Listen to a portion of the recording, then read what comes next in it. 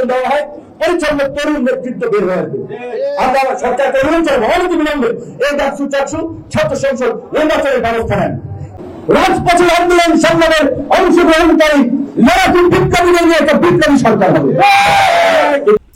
আসসালামু আলাইকুম প্রিয় দর্শক, ডাকসু স্থানীয় সরকারের পরেই হবে জাতীয় নির্বাচন বলেছেন নুরুল হক নূর। কি বলেছেন নুরুল হক নূর, চলুন না টেনে পুরো ভিডিওটি সম্পূর্ণ দেখে আসি। তার আগে ছোট্ট একটি অনুরোধ, আপনি যদি আমাদের চ্যানেলে নতুন হয়ে থাকেন তাহলে সাবস্ক্রাইব করে পাশে থাকা বেল বাটনটি অন করে দিবেন এবং ফেসবুক থেকে দেখলে পেজটি ফলো করে দিবেন। ডাকসু চাকসু ছাত্র সংসদ নির্বাচনের পাশাপাশি জাতীয় নির্বাচন, স্থানীয় নির্বাচন কিভাবে করা যায়, দ্রুত সময়ের মধ্যে স্থানীয় নির্বাচনের দিকে যান। এই দুইটা কাজের পরে জাতীয় নির্বাচন হবে। ইতিহাসের সবচেয়ে সেরা স্থানীয় নির্বাচন হবে যদি এই সরকার স্থানীয় নির্বাচন করতে পারে।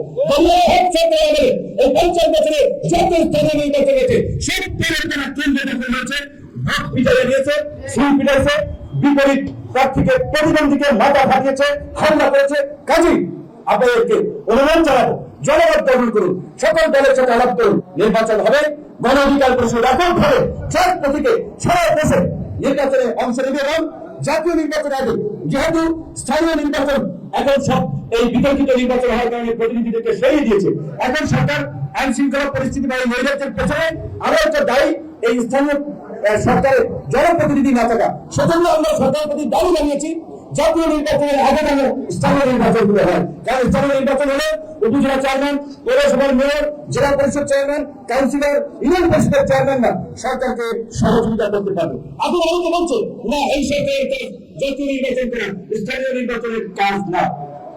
আন্দোলনের আগেই আমাদের কমিটমেন্ট ছিল না। সত্তর যেন স্থানীয় নির্বাচনের প্রশ্নে এক না করে। জাতীয় নির্বাচনের আগে ছাত্র সংসদের মধ্যে দিয়ে তরুণ নেতৃত্ব বের করে আনার জন্য ছাত্র সংসদ নির্বাচন হবে, স্থানীয় নির্বাচন হবে, তারপরে জাতীয় নির্বাচন। প্রশাসনের মধ্যে লক্ষ্য করবেন এখন ইতিমধ্যেই ৭০ থেকে ৭৫% প্রশাসনের লোক একদিকে ঝুঁকে গেছে। জনক দল ক্ষমতা আসতেছে, কাজী তাদের সাথে তাদের নেতাদের সাথে এখনই খাতির রেখে পরবর্তী প্রদর্শন নিশ্চিত করতে হবে।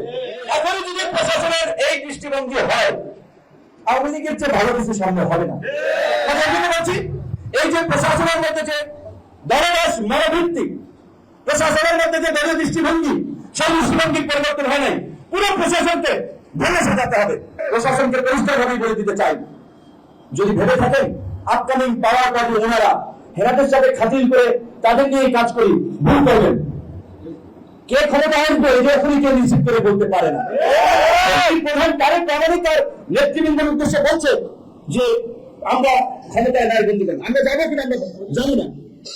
আমরা কিভাবে বলবো এই যে আপনারা প্রশাসন এখনই বৃষ্টি যেদিকে ছাতা সেই দিকে এই কথা বড় ভাব দেখাচ্ছেন, এটা ঠিক না। এটা সেই জায়গায় স্পষ্ট করবেন, প্রশ্ন মনে রাখতে হবে। আজকে আমরা রাজনীতিবিদদের দুর্নীতি লুটপাটের কথা বলছি।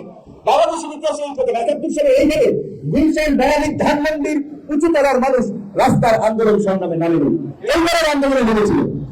কারণ সকলের মধ্যেই এই আকাঙ্ক্ষাটা তৈরি হয়েছিল যে না আসলে যেভাবে এই রাষ্ট্র চলছে এভাবে একটা দেশ চলতে পারে না, এই রাষ্ট্রের পরিবর্তন দরকার। তো আমরা ফসিবাদের পতন ঘটিয়েছি, নতুন সরকার গঠন করেছি, কিন্তু এই ৪.৫ মাসে সরকারের কাজ জনগণের প্রত্যাশা অনুযায়ী হয়নি।